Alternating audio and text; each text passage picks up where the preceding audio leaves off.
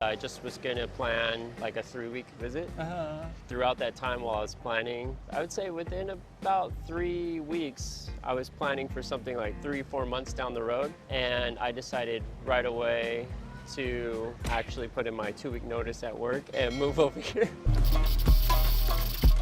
Hi, my name's David. I'm new to Taipei. I've been here about 7 months. Looking forward to starting to study Mandarin.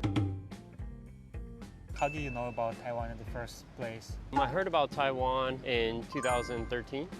I actually met a girl in California, and she was from Taipei. And it got me really interested in Taiwan. What was the difference between dating a girl from Taiwan and a girl from United States? Oh, yeah. Well, very ambitious, polite, I think very thoughtful. Some of the main differences is in California, I don't want to put anything in a box, but there is a couple different types of dating cultures. And one is like very family oriented.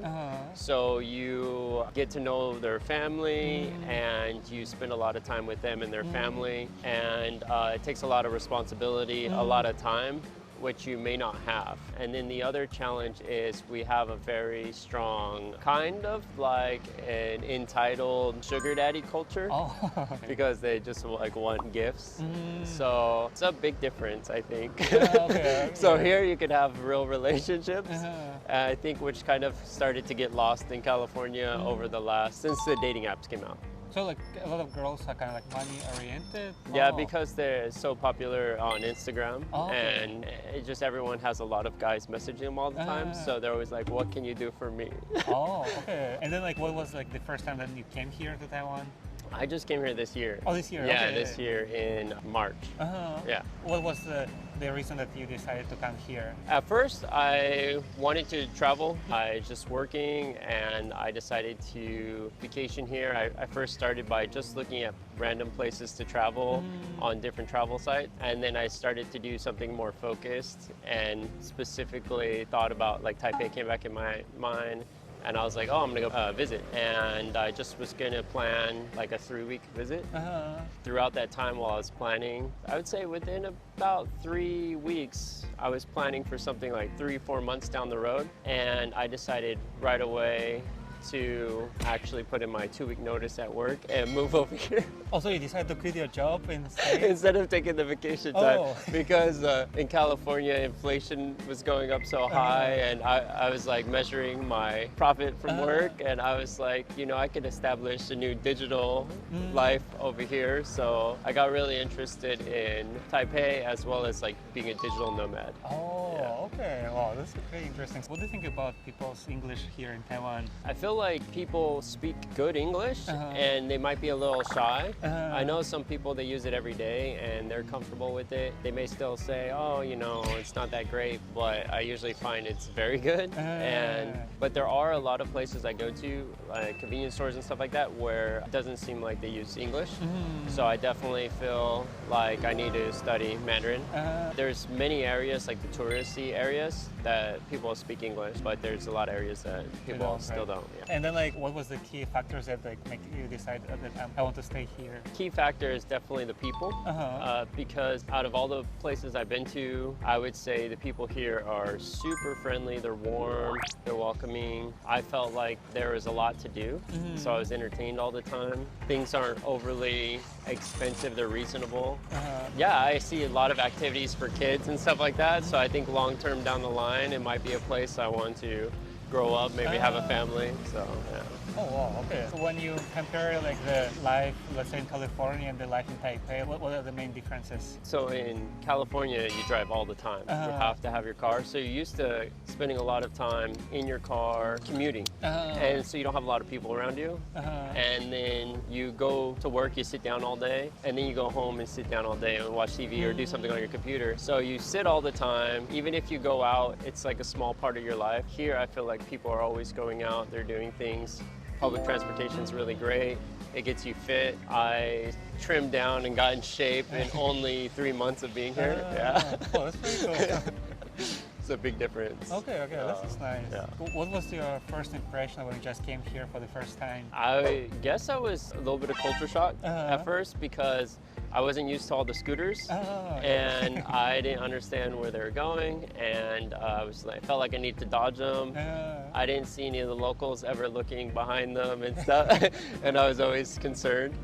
So I'd say for the first 4 days, I was kind of confused about some things, and then things just started clicking, making sense to me. I think I ended up watching a couple of YouTube videos and explained a lot of stuff. Okay.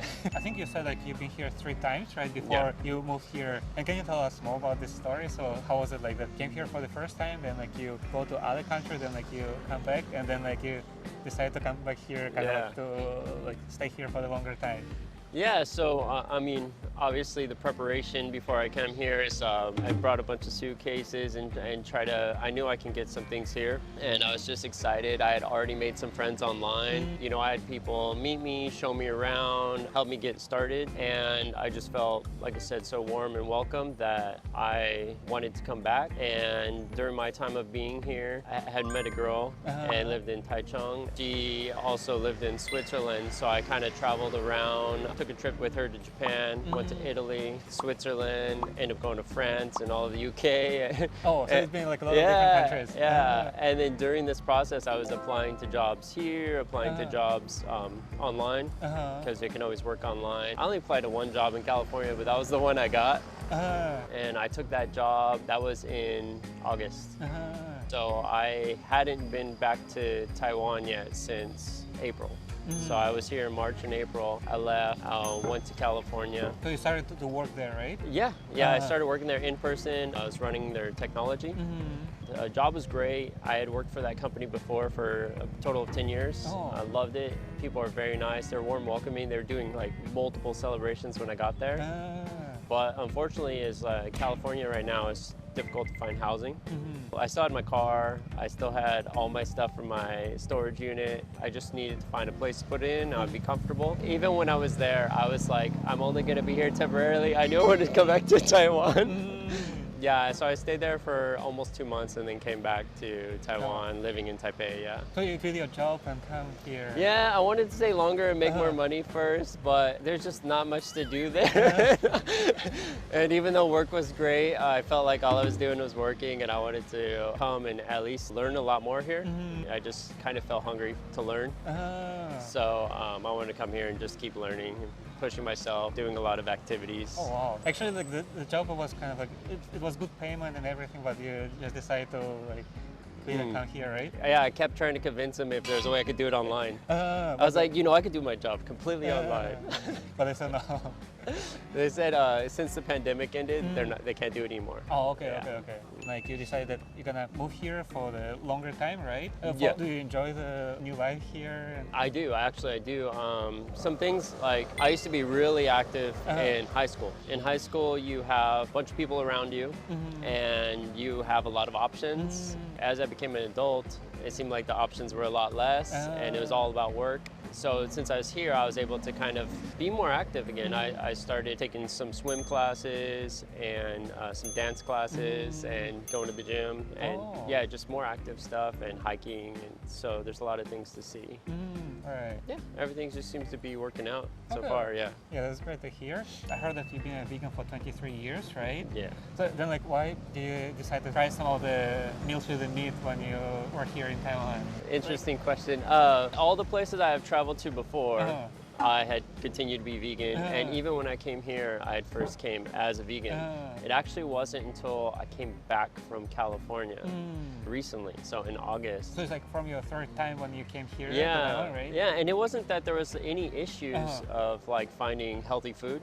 I mean, this place has so many options for food, but it was just that I decided that I was gonna start taking invites to go over people's houses, and their parents were gonna be cooking and stuff like that. And I wanted to be a little bit more flexible, so I tried some things. I was more open to going out and trying food, so I went to the night market because the first couple times I was here, there wasn't much vegan options. So I went to the night market and I was able to finally try some things. What is your favorite Taiwanese food so far? Hot pot? Hot pot, okay. I would say I eat hot pot 4 nights a week. Oh wow, that's a lot. Probably because I am American, it's all you can eat. So I still have a big appetite. Yeah. Okay, that's good. And then like I want to ask you the last question. Like if you have the chance, like what would you change about Taiwan? Change about Taiwan? Yeah. If I had a recommendation, is some of the apps maybe to have options for English. Oh, okay. Because a lot of people do speak English. Right. They come from a lot of countries, I know. So I think that might help. But other than that, like I wouldn't recommend any other change than maybe that over time. And I think companies will embrace that. So. Yeah, I think that's a good idea.